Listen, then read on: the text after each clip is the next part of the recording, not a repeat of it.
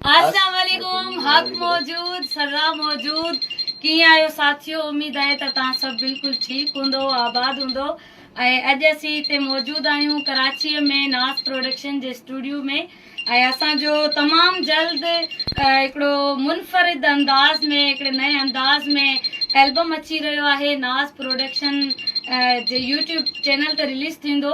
त अॼु सोचियोसीं उन ई एल्बम मां हिकिड़ो कलाम तव्हां सभिनी जे नज़र कयो, तव्हां सभिनी खे ॿुधायूं। ऐं हिन एल्बम में सूफ़ियाणा कलाम ऐं अदबी कलाम तव्हांखे हिन में थोरी चेंजिंग बि नज़र ईंदी। यकीनन तव्हां सभिनी खे इलाही पसंदि ईंदो असांजो ही सूफ़ियाणो एल्बम। त पोइ इन एल्बम जो हिकिड़ो कलाम तव्हां सभिनी खे ॿुधायूं था। बिस्मिल्लाह जी।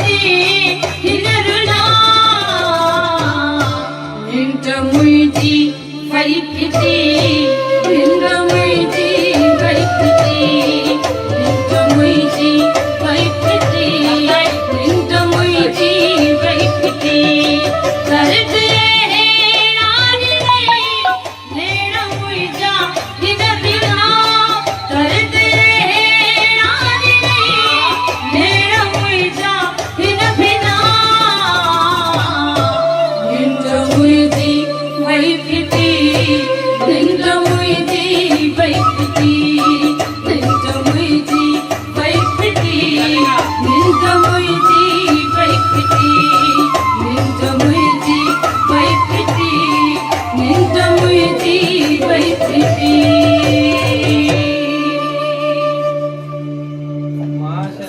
जी साथियों, यकीनन तव्हांखे ही कलाम ज़रूर पसंदि आयो हूंदो। बाबा साईं जा लिखियल बोल आहिनि ऐं उमेद आहे तव्हांखे ही कलाम इलाही पसंदि आयो हूंदो। त ही सोचियोसीं काफ़ी ॾींहं जी आहे लाइव कोन आयासीं त अॼु सोचऊं त हिकु नए कलाम सां नवे कलाम सां गॾु लाइव अचूं ऐं तव्हां सभिनी खे बि ॿुधायूं। त यकीनन तव्हां सभिनी कलाम ॿुधो, तव्हां सभिनी खे इलाही पसंदि आयो हूंदो ऐं हिन एल्बम जो इंतज़ार कजो। इंशाअल्लाह जल्द ई जल्द ही एल्बम नाज़ प्रोडक्शन जे यूट्यूब चैनल ते रिलीज़ थींदो। सो ॾिसण न विसारींदा। पंहिंजी दुआउनि में यादि रखिजो ऐं ईअं ई प्यार कंदा रहो, ईअं मोहबत ॾींदा रहो। तव्हां सभिनी जो मोहबतूं आहिनि, तव्हां सभिनी जो प्यार आहे जो तव्हां सभु असांखे असांजे कलामनि खे पसंदि कंदा आहियो, गीतनि खे लाइक कंदा आहियो, शेयर कंदा आहियो, कमेंट्स कंदा आहियो। इहे तव्हां सभिनी जो मोहबतूं आहिनि। महिरबानी अल्लाह साईं सभिनी खे नाज़ प्रोडक्शन जे लाइ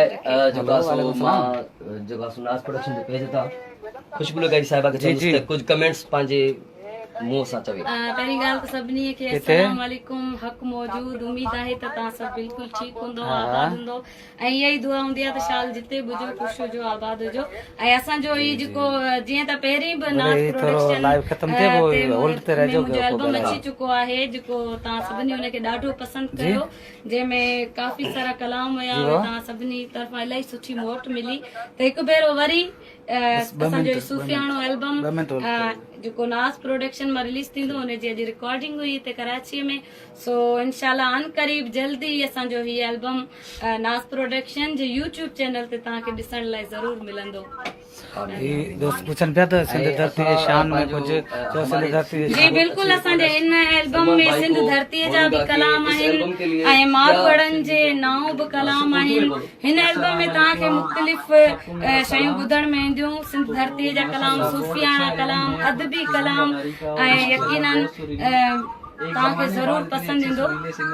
असांजा सॼी टीम जूं महिनतूं आहिनि, सभिनी जूं महिनतूं आहिनि, सभिनी उस्तादनि जूं महिनतूं आहिनि। उन्हनि जो उस्ताद असांजो रिकॉर्डिस्ट आहे, उन्हनि जूं बि इलाही सारियूं महिनतूं आहिनि। जेको सुबुह खां यको असां सां गॾु रिकॉर्डिंग में मौजूदु हुयो, हिननि जूं महिनतूं आहिनि। उस्ताद जी आप कुछ। अस्सलाम वालेकुम सब दोस्तों को मेरा सलाम। मैं सलमान, माशाल्लाह बहुत अच्छा लगा। मतलब काफी टाइम बाद इतने सुरीले सिंगर को रिकॉर्ड करने का मौका मिला और माशाल्लाह बहुत ही अच्छा एल्बम।